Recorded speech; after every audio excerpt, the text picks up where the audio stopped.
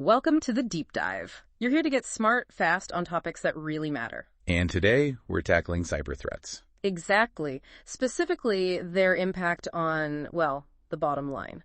You, our listener, sent us some great sources: ransomware analysis, incident response plans, the works. A really comprehensive set, actually. Covers a lot of ground. So, our mission today: pull out the crucial insights. What's the real risk landscape, especially for finance, and how can organizations actually prepare and respond effectively? We've got articles on ransomware costs, quantifying risk, tabletop exercises, insurance. Yeah, the whole life cycle, really. Okay, before we jump in, a quick shout out to our sponsors: www.irbreachcostcalculator.com, www.earmaturityAssessment.com, and www.ircost.breached.company. We appreciate their support. Definitely. Okay, so where should we start? The threat landscape. Let's do it. The numbers are pretty stark. One source mentioned a 238% surge in attacks on financial institutions just in the first half of 2020. Wow, 238%, that's huge. Yeah. Not just a gradual increase.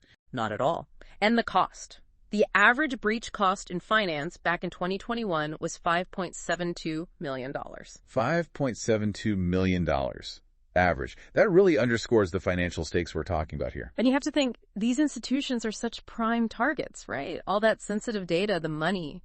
It makes sense they'd be hit hard. It absolutely does. They're a goldmine for attackers, which is why, their defenses have to be top-notch. But it's not just finance feeling the heat. Right. This is broader. Yeah, ransomware globally is up. One source cited a 74% jump in insurance claims from 2022 to 2023. 74%. So it's a preferred tactic, clearly.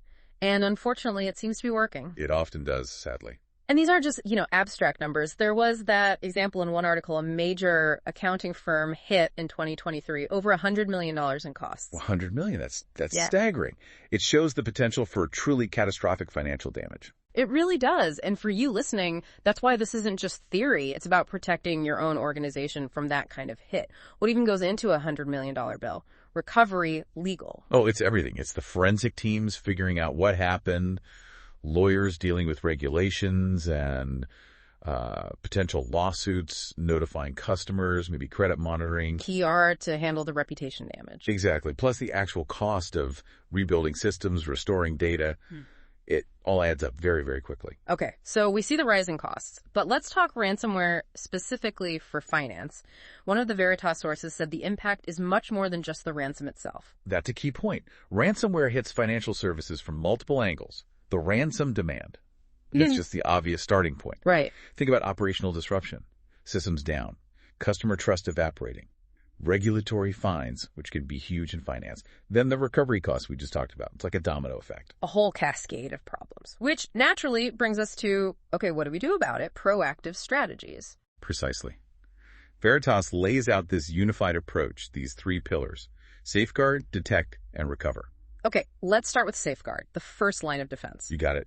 Safeguard is about prevention and minimizing impact.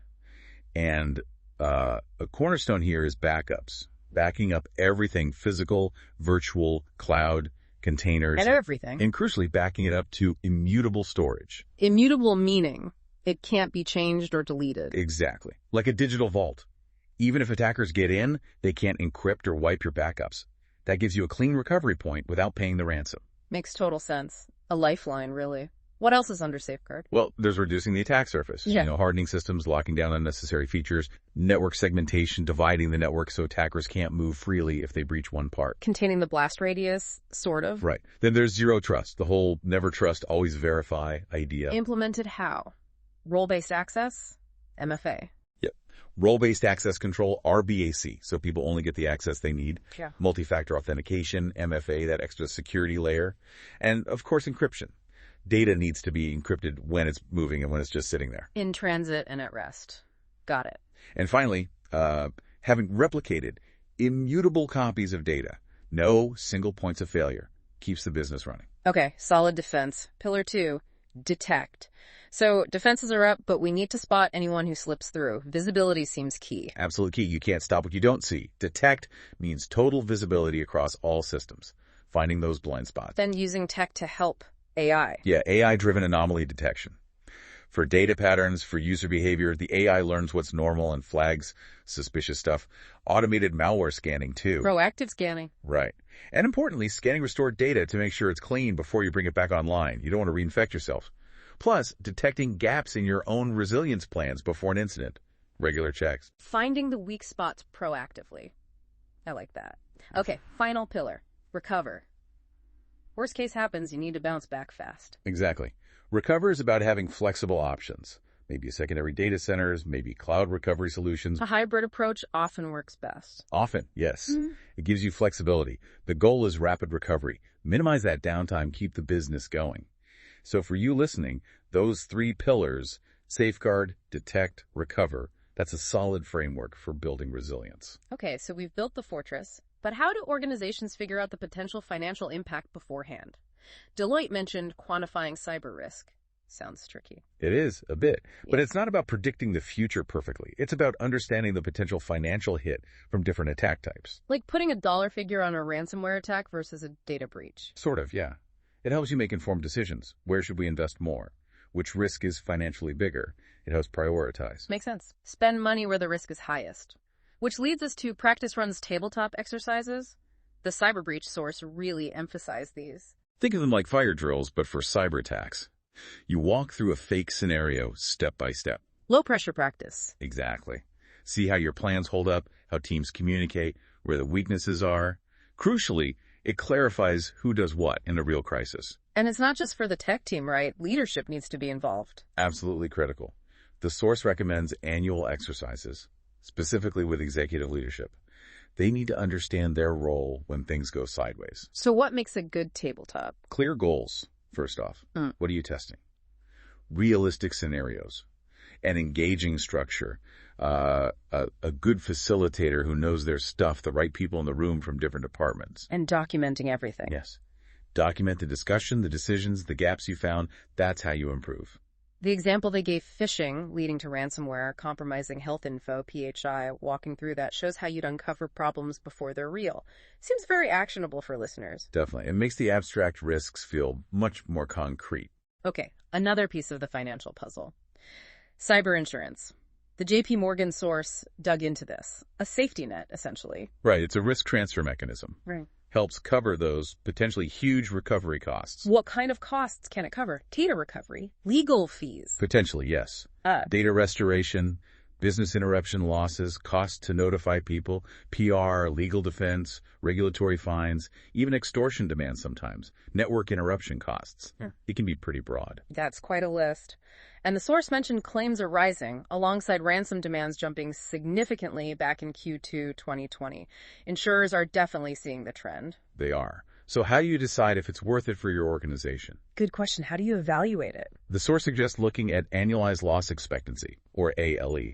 Basically, you estimate how often might this bad thing happen per year, and what's the likely cost each time. Multiply those. And you get a rough annual expected loss figure. Then compare that to the insurance premium and deductible. Exactly. Does the insurance make financial sense based on your estimated risk? Helpful calculation.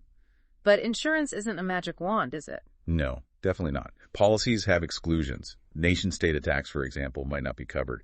You really need to read the fine print. So consult the experts, tech, risk, legal, before buying. Absolutely. Insurance is just one part of the strategy. It doesn't replace good security practices. Yeah. For you listening, think of it as a component, not the whole solution. Right. Okay, so planning, insurance. What about when an incident actually happens? The Financial Stability Board, the FSB, has guidelines for effective response and recovery, focused on financial stability overall. Yeah, the FSB breaks it down into 7 key elements. First is governance. Clear roles, clear responsibilities right from the top board, and senior management setting the tone. Makes sense. Then planning and preparation. We've touched on this. Policies, plans, playbooks, communication strategies, those tabletop exercises. All crucial. Next is analysis, understanding what exactly happened. Using taxonomies to classify the incident, digging into logs to trace the steps. Then mitigation, stop the bleeding, contain the damage, eradicate the threat. FSB notes insurance can play a role here too, financially. Right, followed by restoration and recovery. Getting critical systems back online securely, prioritizing based on business impact, using those clean backups we talked about. Coordination and communication is next. sharing info effectively internally and externally, reporting to authorities when needed. Crucial for managing the fallout. And finally, improvement. Learning from incidents, learning from exercises, updating everything based on lessons learned, and collaborating across the industry. Sharing threat intel and best practices. So for you listening, those 7 elements are a really solid framework for building that response muscle.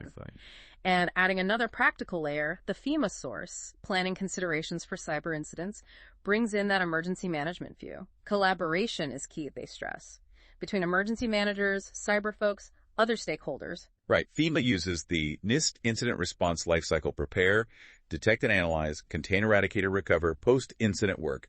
Very standard, very effective. They also emphasize identifying your critical cyber assets, what absolutely has to stay online. And understanding different incident types, hardware loss, network down, malware, phishing. Yeah. And assessing risk by talking to the system owners, understanding dependencies. How does service A rely on service B or on that third-party vendor? That's critical for planning. Those interconnections can really trip you up if you haven't mapped them out. Absolutely. FEMA outlines potential roles for emergency management coordination, comms, resource management, and they give a 6-step process for actually developing your cyber incident response plan. Very practical stuff. Good roadmap. Lastly, the SSS Journal article touched on U.S. government efforts, didn't go super deep, but mentioned more use of AML and frameworks like Zero Trust Architecture, ZTA. Right, ZTA again. Never trust, always verify, continuous authentication, microsegmentation to limit breach impact, least privilege access, those core ideas. And the article brought it back to basics too, didn't it? Employee training, phishing, social engineering. Yeah. Still huge risks. Absolutely critical. Technology's great, but people are still on the front lines. That human element, the awareness training, you just can't neglect it. It's tech plus people. A really important reminder. So, wrapping things up. The key takeaways seem to be attacks are more frequent, more costly, especially ransomware and finance. Yep. And you need a multi-layered defense, safeguard, detect, recover. Proactive is key. Preparation is vital. Those tabletop exercises, maybe cyber insurance is part of the mix. And having robust incident response plans. Yeah. Guided by frameworks like the FSBs or NISTs. Be ready to act. Being informed is just baseline now, isn't it? So maybe a final thought for you, our listener, to chew on. Given how interconnected the financial system is, how can individual firms actually work together better to build a more resilient ecosystem against these threats? Collaboration versus just individual defense. That's a big question. And a really important one. Lots to consider there. Indeed. We hope this deep dive gave you some valuable insights. Please do explore these ideas further. And one last time, a huge thank you to our sponsors who help us do this. www.databreachcostcalculator.com, www.findmydata.com, www.yourmaturityAssessment.com, and www.ircost.breach.company. Check them out. Thanks for tuning in to the deep dive.